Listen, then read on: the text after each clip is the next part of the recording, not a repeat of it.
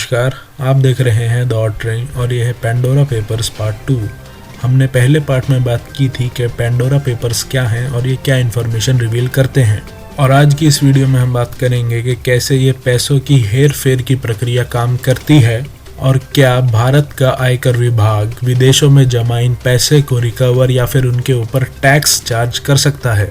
लेकिन उससे पहले आप हमारे चैनल द ऑर्डरिंग को सब्सक्राइब जरूर करें और देश दुनिया की सभी खबरों से जुड़े रहें। इस पूरी प्रक्रिया को आप इस डायग्राम के जरिए समझने की कोशिश कीजिए। मान लीजिए एक बिजनेसमैन है जिसकी फैमिली में कुछ लोग रेजिडेंट्स हैं और कुछ लोग नॉन रेजिडेंट्स यानी एनआरआईज हैं। ये बिजनेसमैन एक सर्विस प्रोवाइडर जो कि एक बहुत बड़ी लॉ फर्म या फिर कंसल्टेंसी हो सकती है, उसके पास जाता है।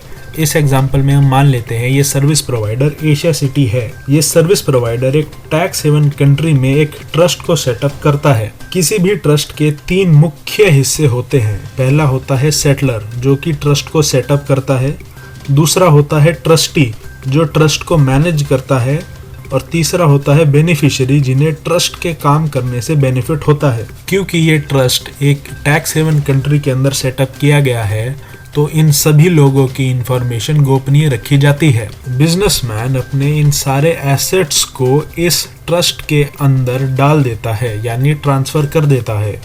इससे बिजनेसमैन अब इन एसेट्स का मालिक नहीं रहता है। इस ट्रस्ट के बेनिफिशियरी बिजनेसमैन की फैमिली के एनआरआई मेंबर्स होते हैं, यानी ये ट्रस्ट बिजनेसमैन के ही इनडायरेक्ट बेनिफिट के लिए काम करता है। बेनिफिशरीज को ट्रस्ट से जो इनकम होती है उन्हें उस इनकम के ऊपर कोई भी टैक्स नहीं देना होता है।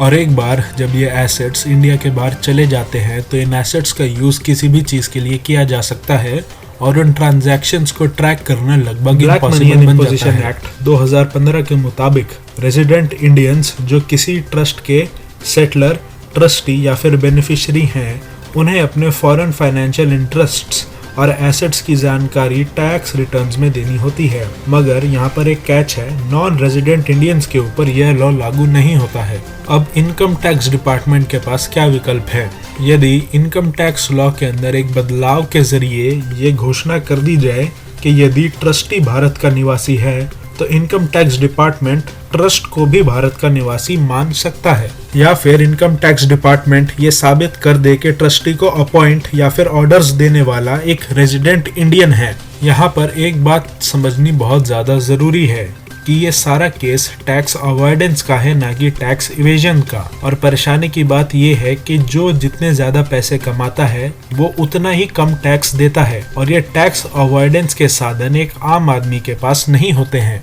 यानी ये पॉसिबल है कि एक करोड़पति बिजनेसमैन एक रेगुलर सरकारी एम्प्लॉय से भी कम टैक्स देता है। आज की वीडियो में इतना ही। अगर आपको ये वीडियो अच्छा लगा हो तो इसे लाइक कीजिए, फ्रेंड्स और फैमिली के साथ शेयर कीजिए और सब्सक्राइब कीजिए द ऑर्डरिंग को।